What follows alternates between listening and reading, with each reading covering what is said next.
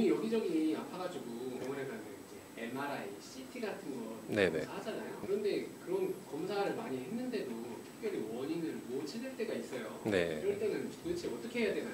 제가 실제로 그런 환자분들을 진료를 많이 하고 있는데요. 그러니까 예를 들면 보통 사람들이 이렇게 병원에 가면 다 원인을 찾게 됩니다. 시청자분들이 이제 목이 아파서 정형외과 같은 데를 가시면 이제 엑스레이를 찍죠. 우리가 목이 구조적으로 틀어졌는지, 염증이 있는지 이런 것들을 보게 되고, 혹은 또 완성적인 소화불량이 있으신 분들은 위내시경을 하기도 하죠. 안에 위염이나 역류성 식도염이나 이런 것들을 발견해서 그 원인을 치료하면 병이 낫게 되는 거거든요. 어떤 분들은 통증이 심하고 소화불량이 심하고 그 외에도 두통이라던가 만성적인 피로감 등을 비롯해서 여러 가지 증상들이 있는데 아무리 온갖 검사를 해봐도 나오지 않는 분들이 있습니다. 이런 분들 같은 경우가 자율신경이 문제일 수 있는데요. 제 환자분 중 40대 여성 환자분이셨습니다. 이분은 두통이랑 어지럼증, 소화불량, 만성적인 피로감으로 내원하셨어요. 처음에는 피로감이 너무 심해서 혹시 내가 어디 큰 병에 걸린가 아닌가 싶어서 온갖 혈액 검사도 많이 하시고 동네 병원뿐만 아니라 대학병원에서 여러 가지 검사를 다 받으셨던 분이셨습니다. 결과적으로 이분은 증상이 너무 심한데 대학병원 교수님께서 몸이 너무 정상이라서 사실 딱히 해줄 수 있는 게 없다. 그래도 증상이 너무 심하다면 정신과로 의뢰를 해주겠다라고 하셔서 항우울제나 항불안제를 처방받고 오신 분이 계셨습니다. 항우울제, 항불안제를 드시고 나셔서도 증상이 호전이 되지 않으셔서 저한테 내원을 하신 케이스였는데요. 이분은 알고 보니 다른 것들이 원인이 아니라 자율신경이 문제가 된 케이스셨습니다.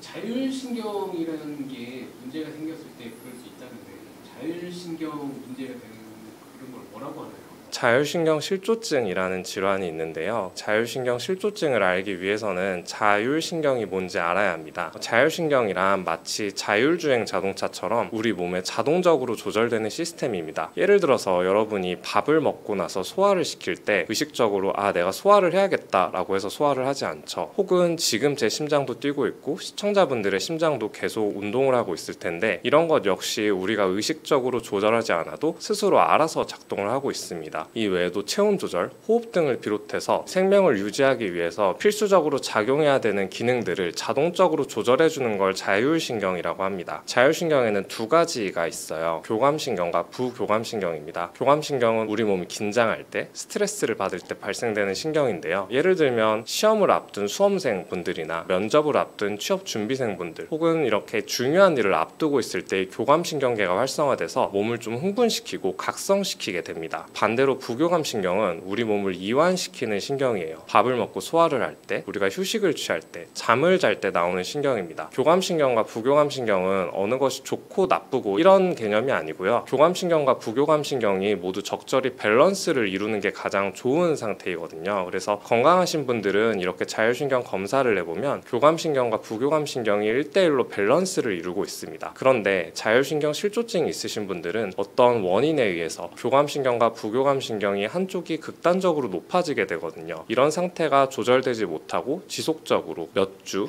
몇 개월, 수년간 이어지는 것을 자율신경 실조증이라고 합니다. 교감신경, 부교감신경이 균형이 깨진 걸 자율신경 실조증이라고 한다고 하셨잖아요. 그럼 평상시 이제 내 몸에 어떤 증상이 나타날 때 균형이 깨진 건가라고 판단할 수 있을까요? 사실 교감신경과 부교감신경은 항상 1대1로 있지는 않고 건강한 사람도 하루에 수십 번 왔다 갔다 합니다. 예를 들면 100m를 전속력으로 달리기를 해보시면 숨도 가쁘게 쉬게 되고 심장도 빨리 뛰고 하시는 걸 느껴본 적이 있으시죠. 얼굴에 열도 오르고 심하면 땀이 나기도 합니다. 그런데 이런 상태가 1, 2분, 길어봤자 5분 내에 진정이 돼서 빨라졌던 심박수가 가라앉게 되거든요. 그런데 교감신경이 항진이 돼서 문제가 된 자율신경 실조증 환자분들은 내가 이렇게 100m 달리기를 한 것도 아닌데 수시로 심장이 뛰고 두근거리고 열감을 느끼시고 이런 상태가 조절되지 않고 하루 종일 이어지는 경우입니다. 그러니까 이유 없이 불안하거나 심장이 두근거리거나 몸에 열이 나거나 두통이나 목 어깨 결림이 있는 그런 증상들이 있을 때 자율신경 실조증이 있다고 의심해 볼 수 있겠죠. 그러면 단순히 심장이 두근거린다고 해서 자율신경 실조증이 있냐? 그런 것은 아닙니다. 세 가지 기준이 있는데요. 첫 번째로는 증상이 최소 최소 3가지에서 5가지 혹은 그 이상으로 복합적으로 나타나는 것이 특징입니다. 이런 증상들은 두통이나 어지럼증 혹은 불안이나 공황 같은 근골격계, 내과 질환, 정신과 질환을 막론하고 여러 가지로 나타날 수 있고요. 이런 증상들이 전신적이고 복합적으로 나타나게 됩니다. 두 번째로는 이런 증상이 한 부위가 아니라 전신적이고 굉장히 복합적으로 나타납니다. 내가 수족냉증이 있는데 머리가 아프다거나 만성적인 피로감이 있으면서도 목 어깨 결림이 있고 소화불량이 있다던가 이런 식으로 증상이 굉장히 복잡하게 나타나는 특징이 있습니다. 그리고 세 번째로는 이런 증상들이 항상 똑같이 나타나는 것이 아니라 내가 잠을 못 잤을 때, 좋지 않은 음식을 먹었을 때, 스트레스를 받았을 때 이렇게 몸이 많이 예민해지거나 외부 자극을 받았을 때 심해진다는 특징이 있습니다. 그러면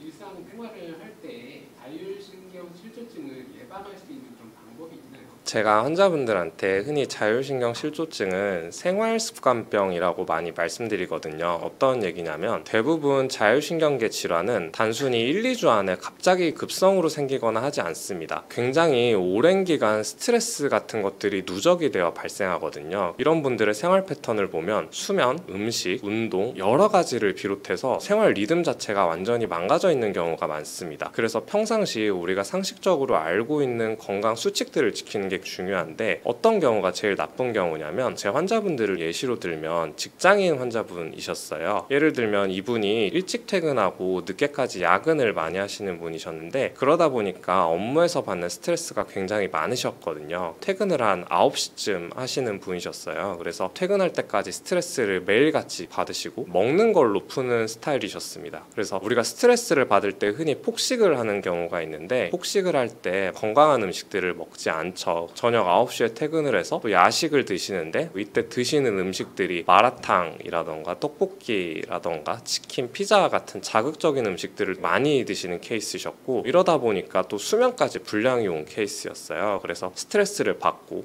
그게 폭식으로 이어지고 다시 수면 불량으로 이어지고 그 상태에서 다음날 다시 스트레스를 받는 이런 케이스셨거든요. 기본적으로 이렇게 일상생활 리듬 자체가 깨졌을 때 자율신경 실조증이 많이 나타납니다. 평상시에 규칙적으로 식사를 하시는 것, 저녁 10시에서 12시 사이에 잠드는 것, 스트레스를 먹는 거나 술, 담배 같은 걸로 풀지 말고 운동이라던가 사회관계라던가 이런 식으로 잘 풀어내는 것, 평상시 스트레스나 외부 자극을 조절하는 게 굉장히 중요합니다. 자율신경 실조증 환자들이 평소에 먹으면 안 되거나 절제를 해야 될 음식들이 따로 있을까요? 시청자분들이 흔히 드시고 계시면서 건강에 아무 상관이 없을 거야 라고 하는 음식이 있어요. 바로 제로 콜라인데요. 제로 콜라뿐만 아니라 다른 제로 음식들이 포함이 됩니다. 왜냐하면 자율신경 실조증은 쉽게 표현하면 내 몸이 너무 긴장이 되고 예민해지고 각성이 돼서 발생하는 질환이거든요. 그런데 대부분 시중에서 판매하는 제로 음식들에 들어가는 대체당은 아스파탐이라는 합성 화합물을 사용합니다. 이 아스파탐의 특징은 중독성이 굉장히 강하고 중추신경계를 흥분시키는 특징이 있어요. 실제로 설탕보다 200배에서 300배 정도 강한 단맛을 내는 것으로 알려져 있고 일부 우울증 환자분들이나 불안장애와 같은 정신과 질환이 있으신 분들에게도 이런 제로 음식을 권고하지 않고 있습니다. 자율신경도 마찬가지로 아스파탐을 계속 섭취하게 되면 몸이 각성이 되거든요. 칼로리는 없지만 몸을 지속적으로 흥분시켜서 자율신경계를 서서히 무너뜨리게 됩니다. 그래서 요즘 많이 말씀드리는 게 제로 음식을 끊으라고 얘기를 드리고 있어요.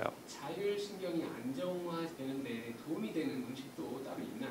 제가 자율신경을 안정화시키는 아주 가성비가 좋은 음식 하나와 정말 효과가 좋은 고가의 약재를 하나씩 설명해 드릴게요. 먼저 가성비가 좋은 음식으로는 계피가 있습니다. 계피의 주성분은 신나말데하이드인데요. 이 성분 덕분에 계피 특유의 향과 맛이 납니다. 그래서 호불호가 좀 갈리곤 하죠. 계피는 기본적으로 따뜻한 성질을 가지고 있어서 특히 몸이 차거나 순환이 잘 되지 않아서 생기는 자율신경 증상에 굉장히 효과적입니다. 예를 들면 손발이 차거나 소화가 잘 안 되는 사람, 긴장을 하면 배가 아프고 몸이 자주 뭉치는 사람에게 아주 적합해요. 왜냐하면 계피의 신나말데하이드 성분이 혈관을 부드럽게 확장을 시켜서 말초 혈류를 개선시켜주고 위장관의 긴장을 풀어서 소화 기능도 부드럽게 만들어주기 때문입니다. 이건 마치 얼어붙은 겨울방에 따뜻한 난로를 켜주는 것처럼 몸 안에 따뜻한 기운이 돌게 해서 자율신경의 긴장을 내려주고요. 기본적으로 계피를 드시는 방법이 여러 가지가 있지만 가장 쉽게 복용할 수 있는 건 차로 드시는 거고요. 따뜻하게 드시는 게 좋습니다. 하루 한 잔 정도 이렇게 계피차를 드시는 것만으로도 속도 편안해지고 몸이 전반적으로 풀어지고 이완되는 느낌을 받을 수 있습니다. 물론 열이 일부 많으신 체질을 가지신 분들, 한의학적으로 소양인 분들이 해당되고요. 얼굴이 자주 붉어지고 혹은 변비가 있으신 분들은 과량 복용하게 되면 주의가 필요하기 때문에 이 점을 기억해 주시면 좋습니다. 두 번째로는 사양이 있습니다. 사양은 사양노루라는 동물의 생식선에서 채취한 분비물인데요. 이 분비물을 건조해서 가루 형태로 가공해서 약재로 사용됩니다. 이게 엄청 희귀하고 채취도 어려운 재료거든요. 그래서 오래전부터 귀한 약재로 취급되어 왔습니다. 실제로 조선시대 의서인 동의보감에서도 정신을 깨우고 혼수 상태나 기절, 중풍, 열성, 경련 등 위급한 질환에 사용하는 대표적인 약으로 기록되어 있습니다. 사양의 주성분은 무스코온이라고 하는 성분인데요. 무스코는 뇌와 중추신경계에 직접적으로 자극을 해서 미세 혈류순환을 좋게 만들고 뇌 순환을 개선시키면서 일부에서는 항염 효과와 진통 효과도 보고된 바가 있습니다. 그래서 이 성분은 자율신경의 균형이 무너져서 신체가 전반적으로 가라앉았을 때, 즉 사람이 마치 번아웃이 된 것처럼 기운이 다 빠져서 일상생활이 도저히 힘들 때 아주 효과적인 약재입니다. 한의원에서 쓰이는 대표적인 기력을 보하는 공진단이라는 약을 다들 한 번씩 들어보셨죠? 공진단이 가격이 비싼 이유도 바로 이 사양이 들어가기 때문입니다. 또 시험을 앞두거나 긴장할 때 우황청심원을 복용해 보신 적이 있으실 텐데요. 우황청심원에도 사양이 일부 들어갑니다. 그래서 신경을 안정화시키는 작용이 있기 때문에 마음이 좀 가라앉고 차분하게 되거든요. 그래서 이처럼 사양은 단순히 약재로 쓰이는 게 아니라 실제 양리학적으로도 자율신경의 흐름을 다시 소통시켜주는 강력한 수단이 될 수 있습니다. 다만 사양은 일반인 분들이 구하는 게 사실상 불가능해요. 왜냐하면 우리가 자연에서 얻는 천연 사양은 국제적인 보호종으로 분류된 사양 노루에서 채취되기 때문에 수입과 유통, 사용되는데 엄격한 국제적인 규제가 적용되기 때문입니다. 인터넷에 사양이라고 치면 쇼핑몰 같은 데 일부 나오긴 하거든요. 그런데 이게 정식 수입품이 아닌 경우에는 밀수입이거나 아니면 불법적으로 유통되는 제품일 수도 있어서 위험할 수 있기 때문에 반드시 정식으로 수입된 한의원에서 한약이라던가 공진단과 같은 처방약으로 드셔야 안전합니다.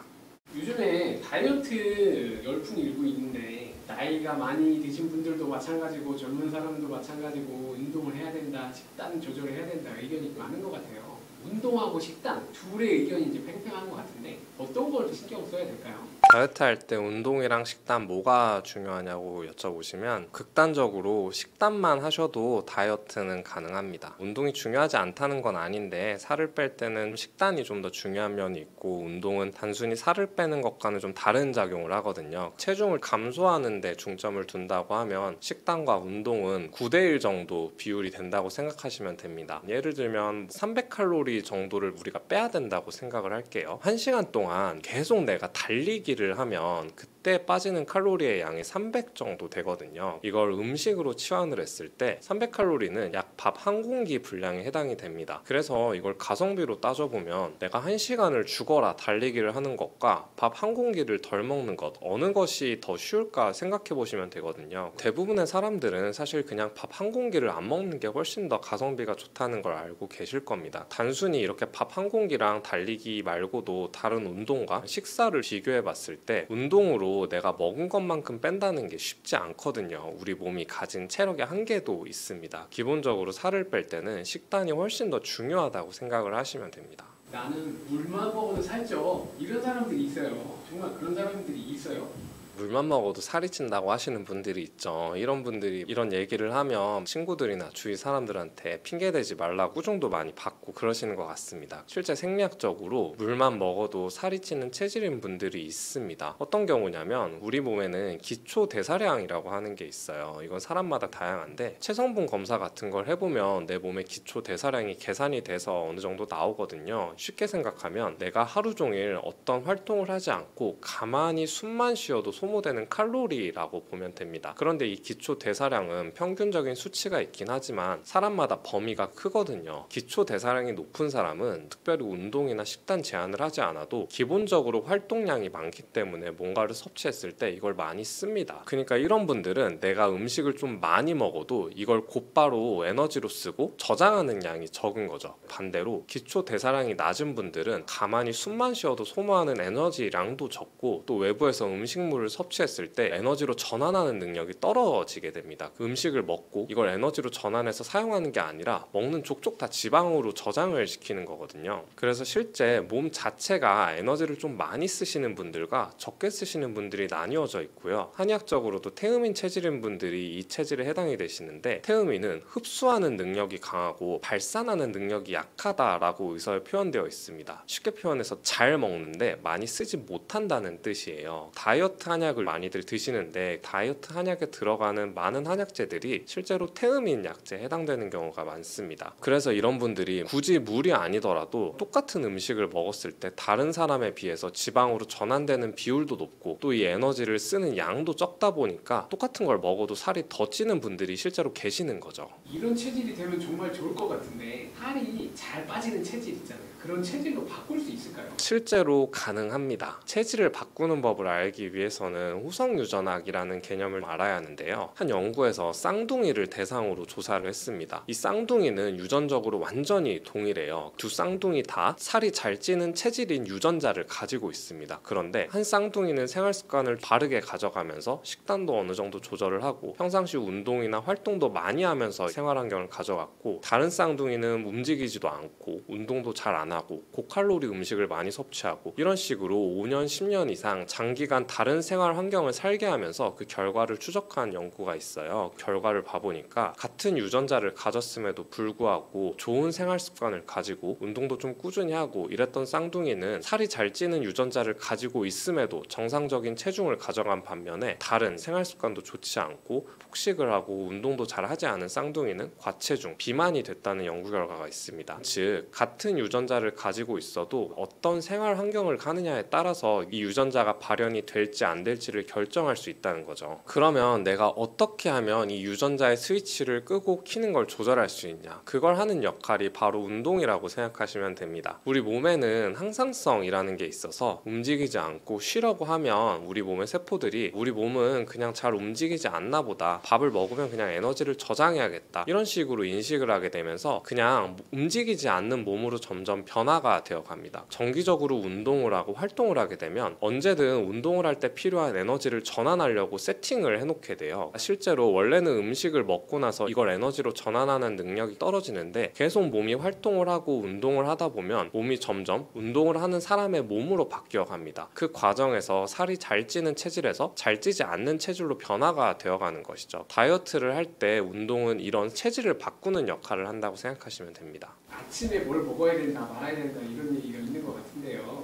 아침에는 어떤 걸 먹는 게 좋은 건가요? 아침 식사를 정할 때는 세 가지 원칙이 있습니다. 첫 번째로는 위장에 부담을 주지 않아야 하고요. 두 번째로는 혈당 스파이크를 유발하면 안 됩니다. 그리고 세 번째로는 아침에도 질이 좋은 단백질과 지방을 충분하게 섭취해야 돼요. 생각보다 이 세 가지 원칙을 지키면서 음식을 드시는 분들이 거의 없을 텐데요. 여러 가지 음식들이 있지만 제가 실제로 먹는 음식들을 추천드리겠습니다. 우선 그릭 요거트인데요. 그릭 요거트에는 단백질 그리고 풍부한 유산균이 있죠. 저는 실제로 무지방 그리고 당이 들어있지 않은 그릭 요거트를 좀 먹고 있고, 그 다음으로는 딸기를 추천드립니다. 아침에 여러 가지 과일을 드시는데 사실 과일도 당이 들어있는 경우가 많아서 이게 잘못 섭취하게 되면 혈당 스파이크를 유발하게 돼요. 그런데 블루베리나 스트로베리, 이런 베리류, 그러니까 딸기는 당 성분은 적으면서 항산화 물질 같은 것들이 풍부하거든요. 아침에 한 3개에서 4개 정도 과일을 드신다고 하면 딸기, 혹은 딸기가 좀 맞지 않다고 하면 블루베리 같은 것들을 드시라고 추천을 드리고요. 그 다음으로는 견과류입니다. 지방이 무조건 나쁜 게 아닌데 우리가 지방은 무조건 나쁜 것이라고 생각하는 경향이 있죠. 지방에도 여러 가지 종류가 있어서 우리가 먹으면 좋은, 질이 좋은 지방들이 있거든요. 요즘은 이렇게 견과류가 한 봉지로 나오는 것들이 있는데, 그런 것들은 한 봉지 정도만 먹어도 내가 하루에 필요한 지방량을 어느 정도 충분히 섭취할 수 있습니다. 그래서 이렇게 견과류 드시는 걸 추천드리고, 그 다음으로는 100% 다크 초콜릿인데요. 100% 다크 초콜릿은 생긴 거는 똑같이 초콜릿처럼 생겼는데 맛이 완전히 다릅니다. 설탕 이런 게 들어있지 않고 순수 카카오에는 풍부한 폴리페놀과 같은 항산화 물질이 들어있어요. 이런 다크 초콜릿 같은 것들 한 3조각에서 4조각 정도 드시라고 추천을 많이 드리고 있습니다. 아침에 절대 먹으면 안 되는 음식들은 어떤 게 있을까요?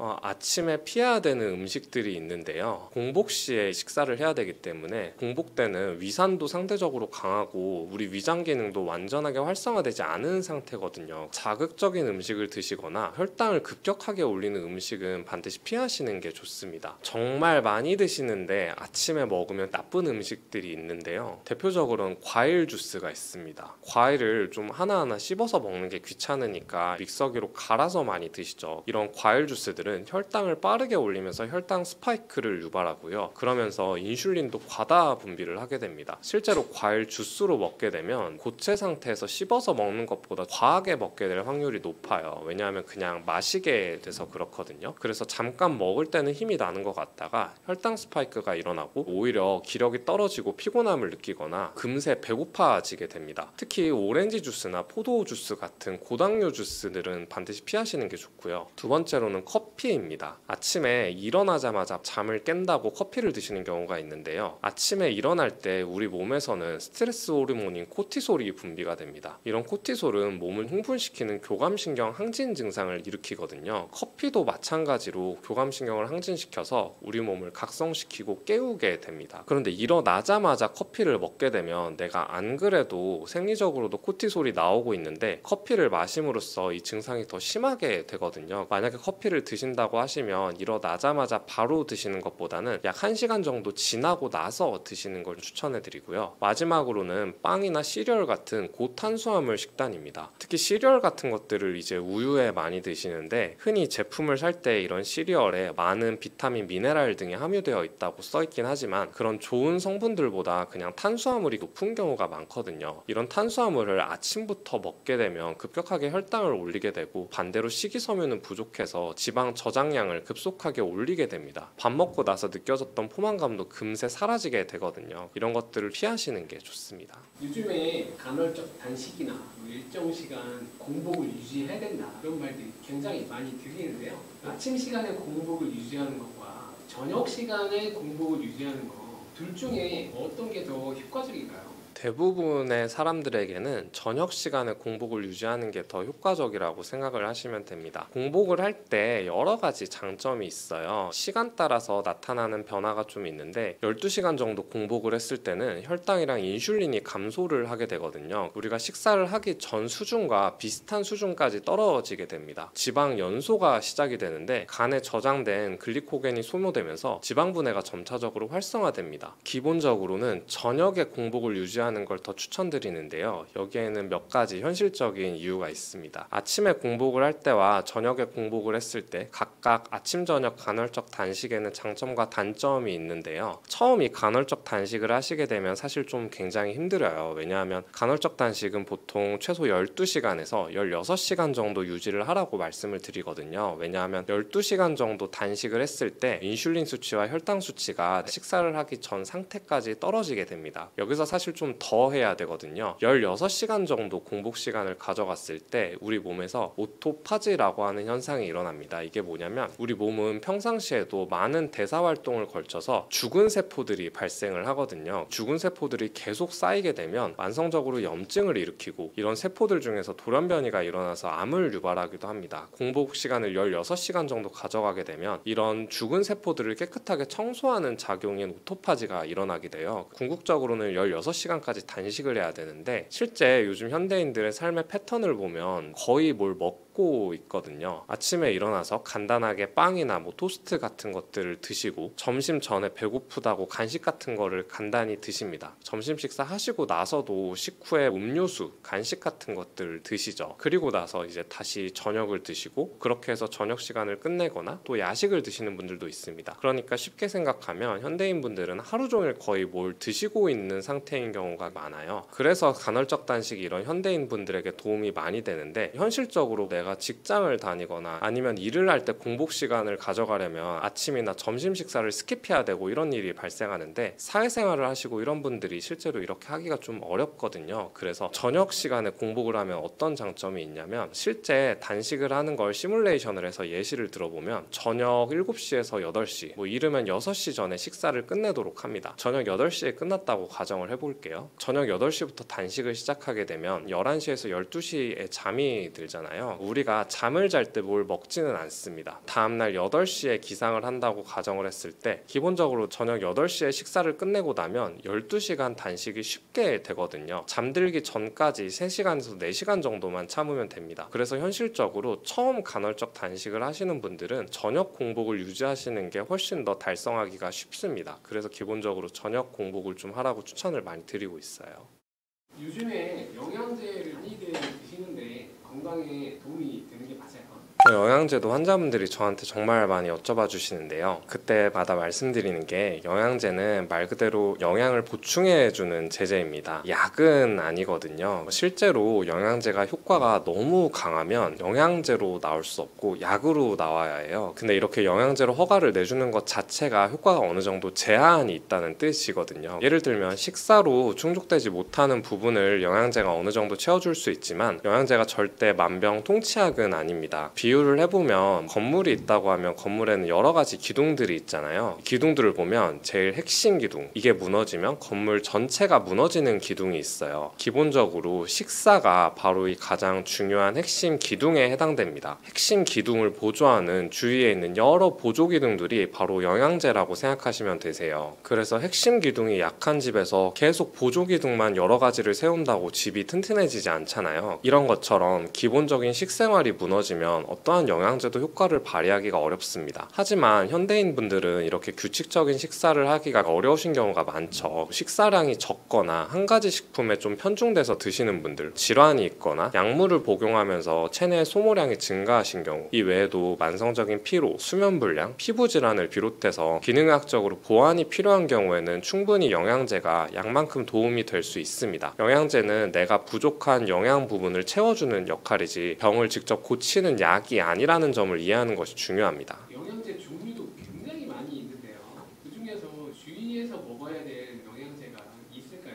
기본적으로 모든 영양제가 무조건 많이 먹어서 안전하지는 않습니다. 특히 요즘은 고용량 복용이 유행인데 고용량으로 특정 영양제를 장기간 복용했을 때 오히려 부작용이 나타나거나 아니면 간이나 신장에 부담이 생길 수 있는 영양제들이 존재해요. 대표적으로 예시를 들면 많이들 챙겨 드시는 영양제로 비타민C가 있습니다. 이걸 안 드시는 분이 사실 찾기가 힘들죠. 비타민C는 대표적인 수용성 항산화 물질로 면역력 향상, 피로 회복, 피부 미용 등을 이유로 많은 사람들이 복용을 하고 있습니다. 그런데 이런 분들은 좀 주의가 필요해요. 예를 들면 고용량으로 복용했을 때는 소화기를 자극해서 위상 과다를 일으키거나 속쓰림, 위염을 유발할 수 있습니다. 결석이 있으신 분들도 비타민C가 체내에서 대사되면서 옥살산이라는 물질로 변환이 되는데 이런 옥살산은 칼슘과 결합을 해서 결석을 유발할 수 있거든요. 그래서 결석이 있으신 분들도 이런 비타민C를 함부로 섭취하시면 안 되고요. 그 다음 비타민C를 많이 드시는 이유가 이게 어느 정도는 흡수가 되고 나머지는 수용성이니까 몸에서 다 빠져나간다고 해서 이제 많이 복용을 하시는 건데 이때 몸에서 빠져나갈 때 신장을 통해서 배설이 됩니다. 신장 기능이 떨어지신 분들도 이런 비타민C를 고용량으로 복용하시는 건 주의가 필요합니다. 특히 여성분들께서 어지럼증이 나타나면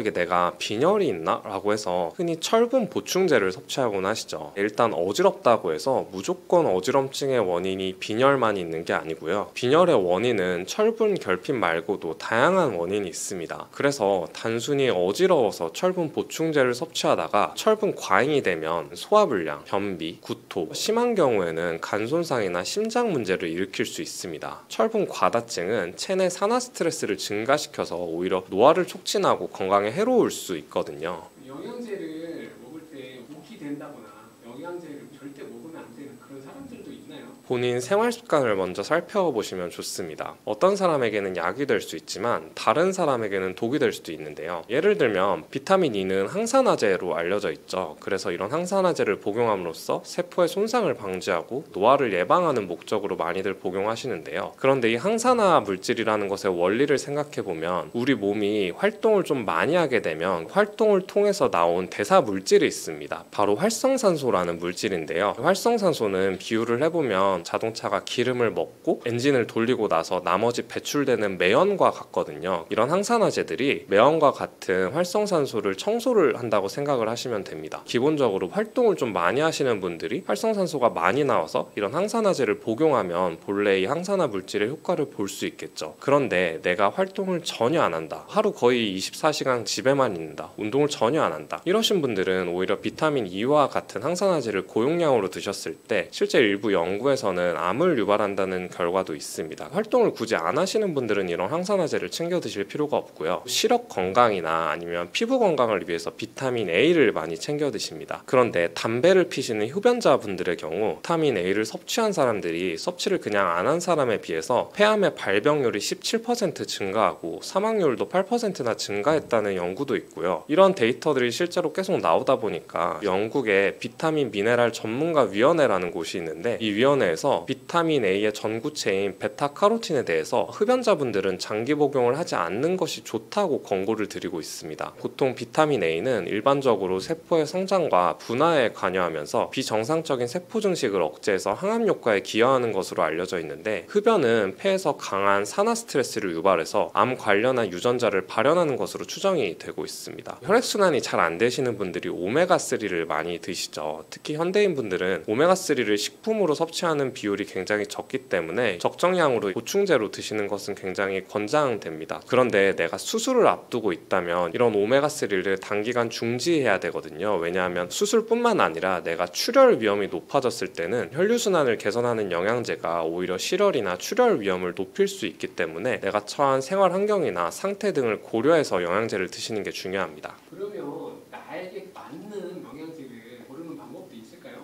가장 좋은 방법은 본인의 식습관, 체질, 증상, 혈액검사 등 건강 상태를 바탕으로 맞춰서 설계를 하는 것입니다. 가장 나쁜 게 나 그냥 피곤하니까 비타민 먹어야겠다, 면역력에 좋다고 하니까 유산균을 먹어야겠다, 이런 식으로 무작정 섭취를 하기 쉽거든요. 이렇게 접근을 하시는 게 좋습니다. 첫 번째로 최근 3개월 내에 내가 가장 불편한 증상이 어떤 건지 한번 살펴보세요. 예를 들면 내가 피곤하다, 잠이 잘 오지 않는다, 소화가 잘 안 된다, 집중력이 떨어진다, 이런 증상들을 체크하고 원인이 뭔지, 어떤 영양소의 부족 때문인지 체크를 해보시고 드시는 게 좋고요. 최근에 건강검진을 하셨다면 어떤 성분들이 부족한지 결과에 다 나오거든요. 대표적으로 비타민 D, 간 수치가 높다거나 혈당 문제가 있다던가 이렇게 문제가 있을 때 부족한 부분을 채워서 드시면 좋고요. 평상시에 먹는 식단 패턴도 중요합니다. 고기를 많이 먹고 채소를 잘 먹지 않는다고 하면 유산균 같은 것들을 챙겨 드시는 게 좋고요. 혹은 나는 고기는 잘 못 먹고 채식 위주나 샐러드만 먹어, 이러신 분들은 단백질 보충제를 드시는 것도 도움이 됩니다. 내가 먹지 못하는 음식, 자주 거르는 식사 같은 것들도 한번 체크를 해보시고요. 나머지로는 기본적으로 자기가 가지고 있는 체질, 찬 음식에 약한지, 뜨거운 음식을 먹지 못하는지, 쉽게 체하는지, 이런 것들을 확인하시는 게 좋습니다. 비유를 하면 몸이라는 토양에 어떤 비료가 필요한지는 토양 분석을 해야 이제 알 수 있거든요. 이것과 같다고 생각하시면 됩니다. 무조건 피곤하다고 해서 홍삼을 먹으면 열이 많은 체질이신 분들은 오히려 안면 홍조나 여드름이 날 수 있고요. 또 면역력이 떨어져서 감기에 잘 걸린다고 유산균을 무작정 섭취하면 오히려 복부 팽만감을 유발하거나 설사를 유발할 수 있습니다. 그렇다면 원장님 같은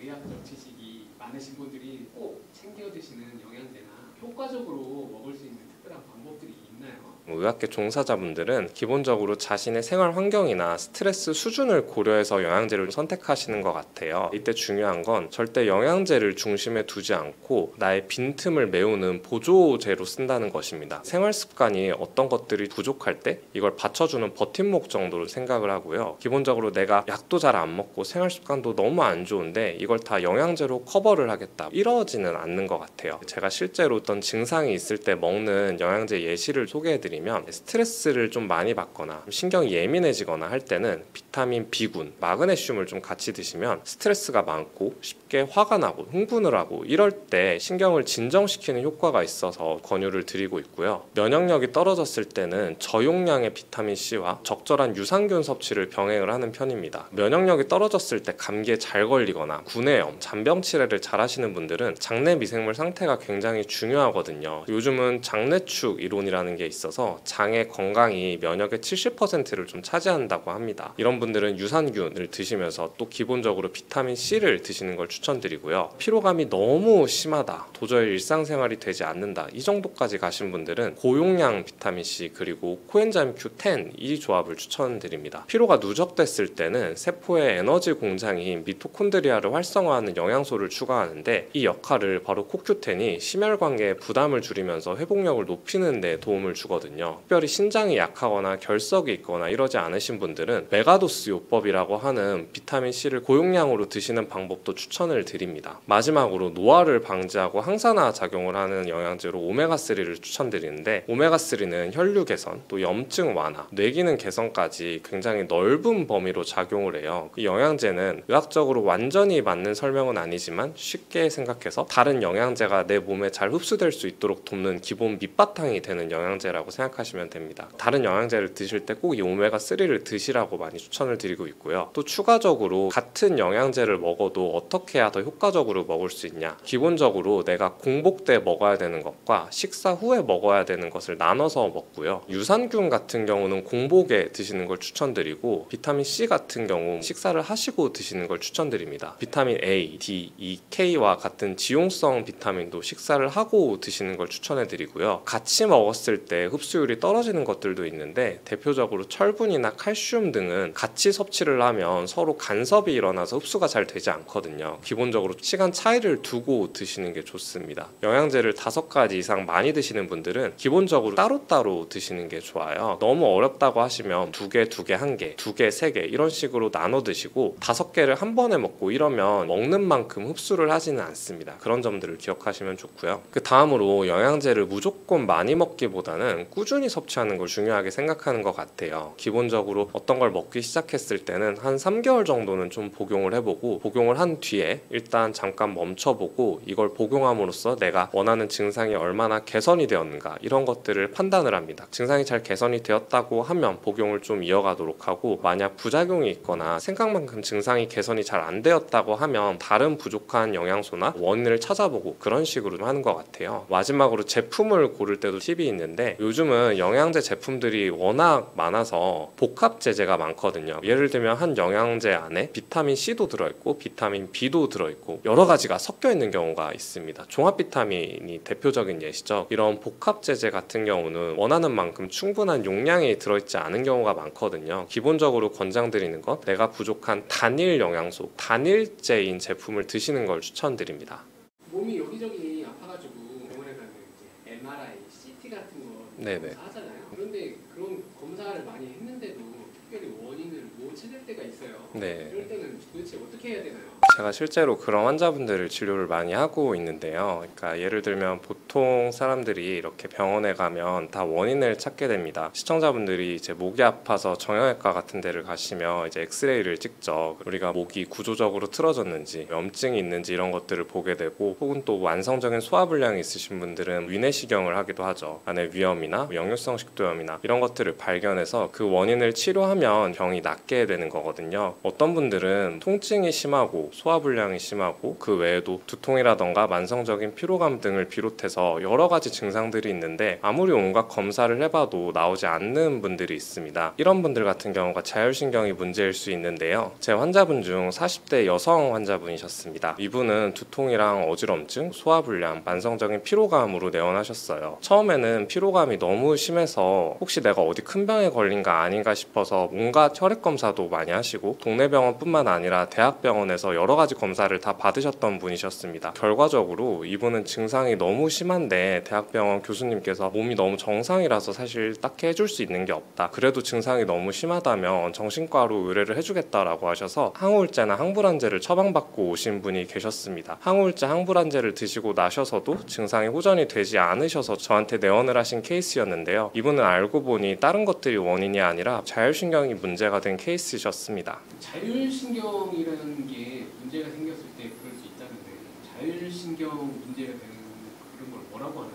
자율신경 실조증이라는 질환이 있는데요. 자율신경 실조증을 알기 위해서는 자율신경이 뭔지 알아야 합니다. 자율신경이란 마치 자율주행 자동차처럼 우리 몸에 자동적으로 조절되는 시스템입니다. 예를 들어서 여러분이 밥을 먹고 나서 소화를 시킬 때 의식적으로 내가 소화를 해야겠다라고 해서 소화를 하지 않죠. 혹은 지금 제 심장도 뛰고 있고 시청자분들의 심장도 계속 운동을 하고 있을 텐데 이런 것 역시 우리가 의식적으로 조절하지 않아도 스스로 알아서 작동을 하고 있습니다. 이 외에도 체온 조절, 호흡 등을 비롯해서 생명을 유지하기 위해서 필수적으로 작용해야 되는 기능들을 자동적으로 조절해주는 걸 자율신경이라고 합니다. 자율신경에는 두 가지가 있어요. 교감신경과 부교감신경입니다. 교감신경은 우리 몸이 긴장할 때, 스트레스를 받을 때 발생되는 신경인데요. 예를 들면 시험을 앞둔 수험생 분들이나 면접을 앞둔 취업 준비생 분들 혹은 이렇게 중요한 일을 앞두고 있을 때 교감신경계가 활성화돼서 몸을 좀 흥분시키고 각성시키게 됩니다. 반대로 부교감신경은 우리 몸을 이완시키는 신경이에요. 밥을 먹고 소화를 할 때, 우리가 휴식을 취할 때, 잠을 잘 때 나오는 신경입니다. 교감신경과 부교감신경은 어느 것이 좋고 나쁘고 이런 개념이 아니고요. 교감신경과 부교감신경이 모두 적절히 밸런스를 이루는 게 가장 좋은 상태이거든요. 그래서 건강하신 분들은 이렇게 자율신경 검사를 해보면 교감신경과 부교감신경이 1대1로 밸런스를 이루고 있습니다. 그런데 자율신경 실조증이 있으신 분들은 어떤 원인에 의해서 교감신경과 부교감신경이 한쪽이 극단적으로 높아지게 되거든요. 이런 상태가 조절되지 못하고 지속적으로 몇 주, 몇 개월, 수년간 이어지는 것을 자율신경 실조증이라고 합니다. 교감신경, 부교감신경이 균형이 깨진 걸 자율신경 실조증이라고 한다고 하셨잖아요. 그럼 평상시 이제 내 몸에 어떤 증상이 나타날 때 균형이 깨진 건가? 라고 판단할 수 있을까요? 사실 교감신경과 부교감신경은 항상 1대1로 있지는 않고 건강한 사람도 하루에 수십 번 왔다 갔다 합니다. 예를 들면 100m를 전속력으로 달리기를 해보시면 숨도 가쁘게 쉬게 되고 심장도 빨리 뛰고 하시는 걸 느껴본 적이 있으시죠? 얼굴에 열도 오르고 심하면 땀이 나기도 합니다. 그런데 이런 상태가 1, 2분, 길어봤자 5분 내에 진정이 돼서 빨라졌던 심박수가 가라앉게 되거든요. 그런데 교감신경이 항진이 돼서 문제가 된 자율신경 실조증 환자분들은 내가 이렇게 100m 달리기를 한 것도 아닌데 수시로 심장이 뛰고 두근거리고 열감을 느끼시고 이런 상태가 조절되지 않고 하루 종일 이어지는 경우입니다. 그러니까 이유 없이 불안하거나 심장이 두근거리거나 몸에 열이 나거나 두통이나 목 어깨 결림이 있는 그런 증상들이 있을 때 자율신경 실조증이 있다고 의심해 볼 수 있겠죠. 그러면 단순히 심장이 두근거린다고 해서 자율신경 실조증이 있냐? 그런 것은 아닙니다. 세 가지 기준이 있는데요. 첫 번째로는 증상이 최소 3가지에서 5가지 혹은 그 이상으로 복합적으로 나타나는 것이 특징입니다. 이런 증상들은 두통이나 어지럼증 혹은 불안이나 공황 같은 근골격계, 내과 질환, 정신과 질환을 막론하고 여러 가지로 나타날 수 있고요. 이런 증상들이 전신적이고 복합적으로 나타나게 됩니다. 두 번째로는 이런 증상이 한 부위가 아니라 전신적이고 굉장히 복합적으로 나타납니다. 내가 수족냉증이 있는데 머리가 아프다거나 만성적인 피로감이 있으면서도 목 어깨 결림이 있고 소화불량이 있다던가 이런 식으로 증상이 굉장히 복잡하게 나타나는 특징이 있습니다. 그리고 세 번째로는 이런 증상들이 항상 똑같이 나타나는 것이 아니라 내가 잠을 못 잤을 때, 좋지 않은 음식을 먹었을 때, 스트레스를 받았을 때 이렇게 몸이 많이 예민해지거나 외부 자극을 받았을 때 심해진다는 특징이 있습니다. 그러면 일상생활을 할 때 자율신경 실조증을 예방할 수 있는 그런 방법이 있나요? 제가 환자분들한테 흔히 자율신경 실조증은 생활습관병이라고 많이 말씀드리거든요. 어떤 얘기냐면 대부분 자율신경계 질환은 단순히 1, 2주 안에 갑자기 급성으로 생기거나 하지 않습니다. 굉장히 오랜 기간 스트레스 같은 것들이 누적이 되어 발생하거든요. 이런 분들의 생활 패턴을 보면 수면, 음식, 운동 여러 가지를 비롯해서 생활 리듬 자체가 완전히 망가져 있는 경우가 많습니다. 그래서 평상시 우리가 상식적으로 알고 있는 건강 수칙들을 지키는 게 중요한데 어떤 경우가 제일 나쁜 경우냐면 제 환자분들을 예시로 들면 직장인 환자분이셨어요. 예를 들면 이분이 일찍 퇴근하고 늦게까지 야근을 많이 하시는 분이셨는데 그러다 보니까 업무에서 받는 스트레스가 굉장히 많으셨거든요. 퇴근을 한 9시쯤 하시는 분이셨어요. 그래서 퇴근할 때까지 스트레스를 매일같이 받으시고 먹는 걸로 푸는 스타일이셨습니다. 그래서 우리가 스트레스를 받을 때 흔히 폭식을 하는 경우가 있는데 폭식을 할 때 건강한 음식들을 먹지 않죠. 있어요. 저녁 9시에 퇴근을 해서 또 야식을 드시는데 이때 드시는 음식들이 마라탕이라던가 떡볶이라던가 치킨, 피자 같은 자극적인 음식들을 많이 드시는 케이스셨고, 이러다 보니까 또 수면까지 불량이 온 케이스였어요. 그래서 스트레스를 받고 그게 폭식으로 이어지고 다시 수면 불량으로 이어지고 그 상태에서 다음날 다시 스트레스를 받는 이런 케이스셨거든요. 기본적으로 이렇게 일상생활 리듬 자체가 깨졌을 때 자율신경 실조증이 많이 나타납니다. 평상시에 규칙적으로 식사를 하시는 것, 저녁 10시에서 12시 사이에 잠드는 것, 스트레스를 먹는 거나 술, 담배 같은 걸로 풀지 말고 운동이라던가 사회관계라던가 이런 식으로 잘 풀어내는 것, 평상시 스트레스나 외부 자극을 조절하는 게 굉장히 중요합니다. 자율신경 실조증 환자들이 평소에 먹으면 안 되거나 절제를 해야 될 음식들이 따로 있을까요? 시청자분들이 흔히 드시고 계시면서 건강에 아무 상관이 없을 거야 라고 하는 음식이 있어요. 바로 제로 콜라인데요. 제로 콜라뿐만 아니라 다른 제로 음식들이 포함이 됩니다. 왜냐하면 자율신경 실조증은 쉽게 표현하면 내 몸이 너무 긴장이 되고 예민해지고 각성이 돼서 발생하는 질환이거든요. 그런데 대부분 시중에서 판매하는 제로 음식들에 들어가는 대체당은 아스파탐이라는 합성 화합물을 사용합니다. 이 아스파탐의 특징은 중독성이 굉장히 강하고 중추신경계를 흥분시키는 특징이 있어요. 실제로 설탕보다 200배에서 300배 정도 강한 단맛을 내는 것으로 알려져 있고, 일부 우울증 환자분들이나 불안장애와 같은 정신과 질환이 있으신 분들에게도 이런 제로 음식을 권고하지 않고 있습니다. 자율신경도 마찬가지로 아스파탐을 계속 섭취하게 되면 몸이 각성이 되거든요. 칼로리는 없지만 몸을 지속적으로 흥분시켜서 자율신경계를 서서히 무너뜨리게 됩니다. 그래서 요즘 많이 말씀드리는 게 제로 음식을 끊으라고 얘기를 드리고 있어요. 자율신경이 안정화되는데 도움이 되는 음식도 따로 있나요?